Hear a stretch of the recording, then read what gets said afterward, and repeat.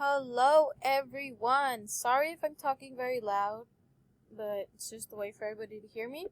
So, the name of my media literacy project is No Man's Land by Kimberly Lopez.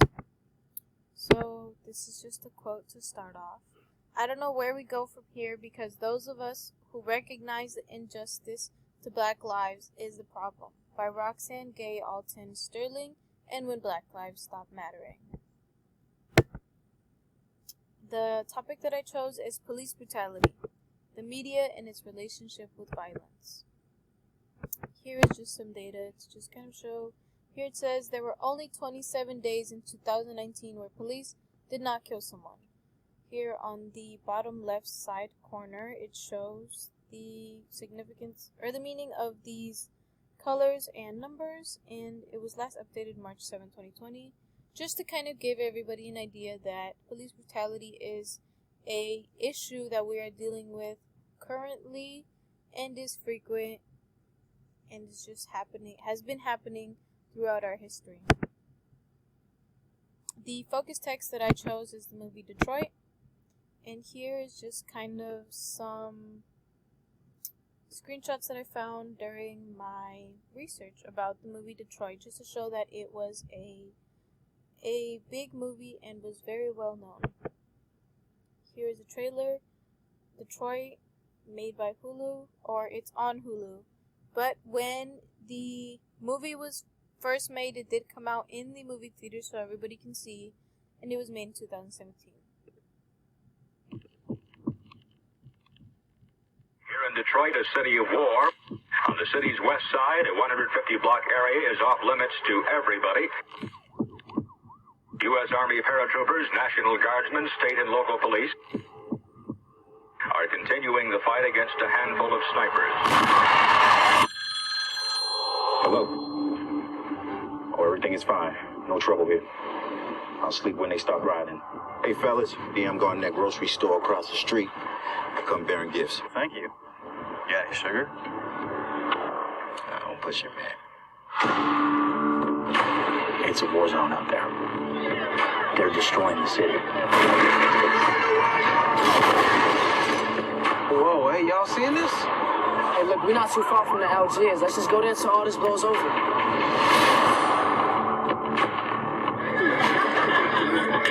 When you're black, it's almost like having a gun pointed at your face. It's like this. Hey, boy, what you doing on my street? Get that gun off me. Or what? Hit the dog! Shoot it. Oh, man. It's just a start. It just starts racing. Army taking fire. Chest fire. Near the Algiers Motel. Hey, y'all, there's a bunch of police outside right now.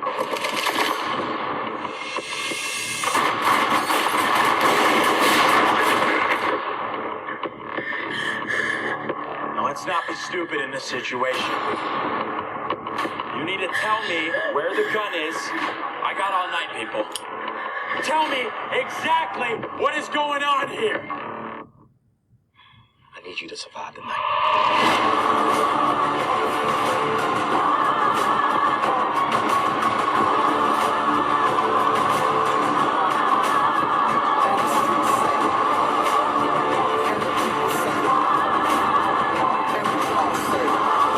You think we're bluffing? We don't bluff.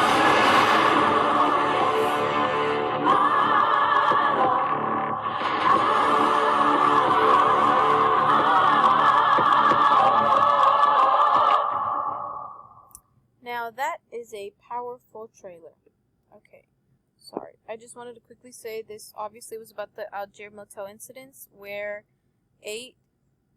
10 hotel residents were interviewed over this, and 8 teenagers were pulled into a hallway where eventually 3 African American teenagers were killed, and all of the 8 people that were in there were actually all teenagers.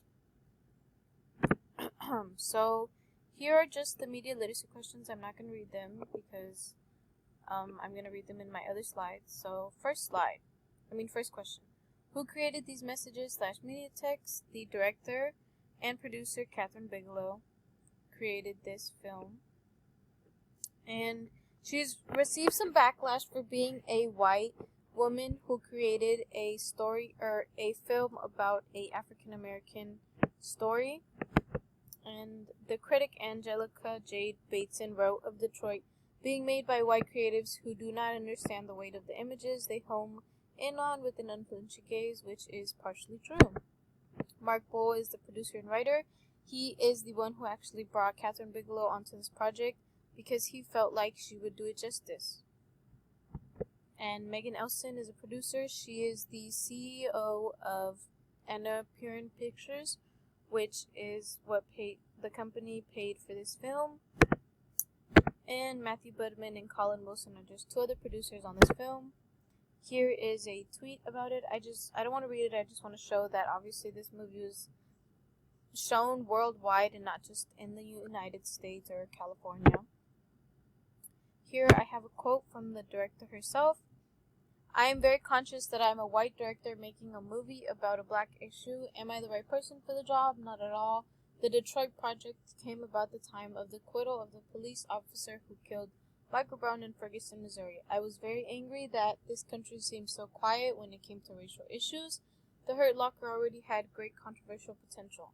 The involvement with Iraq was also extremely contested. The country and the world was divided. By Kathryn Bigelow, director of Hulu's Detroit. Now, the other question is, what creative techniques are used to attract my attention? Any film that is based off of a true story just has more meaning and is more powerful for me, in my opinion. And the dramatization of the actual story interested me. Obviously, in the actual incidents, there was no pistol fired, nobody fired it. And I just didn't like how they made the teenagers seem unintelligent and ignorant. And they have pathos, which any movie that can make me cry already has my attention, especially if it's such a sensitive and big topic like police brutality. And then it's an anecdote because it is a story based off a true story. And here are just two other pictures. This is from their Instagram account, and this is just another tweet. How might different people understand these messages differently than me? So generational. Gen Z people might see this as, oh my god, this is just another story that we need to make sure that more people are aware about. And they're just very interactive in everything. Rather than millennials and baby boomers who are very interested in this topic, but don't really see it as much as Gen Z or younger audiences because they don't have, or they're not on social media like Gen Z or younger generations are, because police brutality cases are mostly showed on social media like Snapchat, Instagram, and Twitter before they are put on big news outlets. Class, it's more likely for an upper middle class person to not really see police brutality and not really know anybody, and it's highly likely for low class people to actually experience police brutality or know anybody who has experienced it. And involvement, obviously the victim is going to feel more sensitive and feel like this story was brought justice, or the story could have been told better by someone else. The oppressor might think that this is bad and that they did nothing wrong, while the observer will agree with whoever they side on and who they see has the most evidence to show which one is right or wrong. And then obviously race. The person of color versus white people. People of color might see this as just like Gen Z, to take action rather than to just sulk in about it. Like I feel like white people, they're just sad about it and like, oh my god, this is such a sad story, and they just kind of sulk in the sadness and don't really think twice about it and just move on with their lives. So here it just kind of shows the controversy about her being a white director, and clearly she did not know much about it because she grew up in San Mateo, actually, which obviously locally is where we are from. So she wasn't really growing up, she didn't really experience anything like that. And she did say she had one victim, which was a white female, and then a judge from the trials. What lifestyles, values, and points of view are represented in or omitted from these messages? It omits the point of view of the two women present, which is a smart move because this is the focus on the actual police brutality and the injustices that African Americans face. It focuses on the only male alive, while there is two other survivors. It only focuses on one. It centers in on the brutality and it showcases it a lot. And it slightly focuses on the trial. It doesn't really go in depth or take more time. It's just kind of a quick summary. And then it omits all the families of the 3 dead teenagers. It does show the verdict and what the families think about it, or one family, but not all of them. And here are just 2 other pictures that I added. Here's a picture from the scene, and here's just a tweet from somebody else. From the beginning of the film, when we see both racist police officers casually talking about how black people need to learn, and black people responding to the racism they face in a variety of ways, to the harrowing events at the Algiers, you can't look away from the brutality, by Mary Sue, and the writer of this was Teresa Giussino, which is very in fact true. And why are these messages being sent? The director says she was inspired by the shooting of Michael Brown, and they are very similar because these are 2 stories about African Americans being shot to death when they did nothing wrong and they were completely innocent. And this film was to illustrate the horror of police brutality, and it also reveals injustices in our system because the 3 police officers who killed the 3 African Americans were not charged with any crimes whatsoever, which made everybody very angry. And here's just another movie poster about it. And so, to recap, here's just a quote about Hersey, who created the book about the Algiers motel incident. He went out of his way to interview people about this incident, and with everything that he gathered, he created the book, and that's where some of the inspiration for this film was from. So I'm just gonna read it really quickly.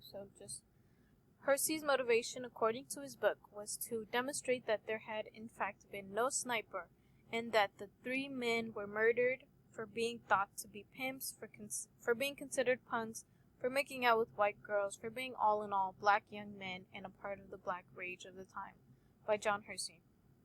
So, one thing I did forget to mention is that one of the African Americans was considered a pimp, and they named him as a pimp just because they were with 2 white females, while they were prostitutes, but the African Americans were not pimps.